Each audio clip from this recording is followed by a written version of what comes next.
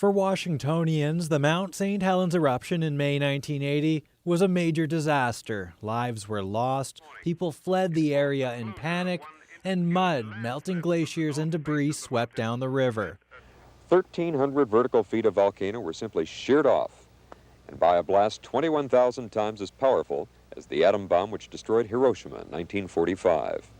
The volcano is more than 300 kilometers from the Canadian border, but people in British Columbia and even Alberta felt the effects. First, it came that Sunday morning as a blast wave. Part of the blast wave bounced off an upper layer of the atmosphere, focusing its reflected strength on Victoria and Vancouver. The blast wave was just slightly smaller than the strength needed to knock out every single window in those two cities.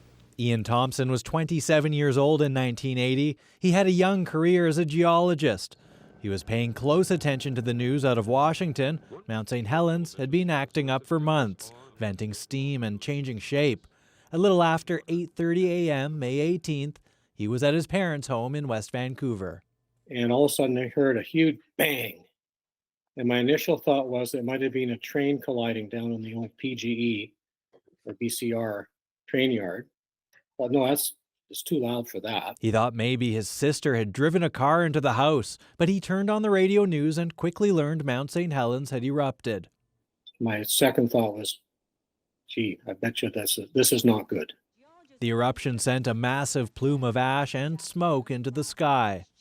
Communities to the northeast of the mountain remain in semi-dark under the cloud of ash and smoke. Nearby communities in Washington, like Spokane, bore the brunt of the falling ash, but it carried on northeast into Canada. Places like Fernie, Creston, and Trail experienced darkened skies and a layer of ash covering everything. It was that type of a feeling. It was just no sunshine. It was just gloomy, gray, black. It was scary.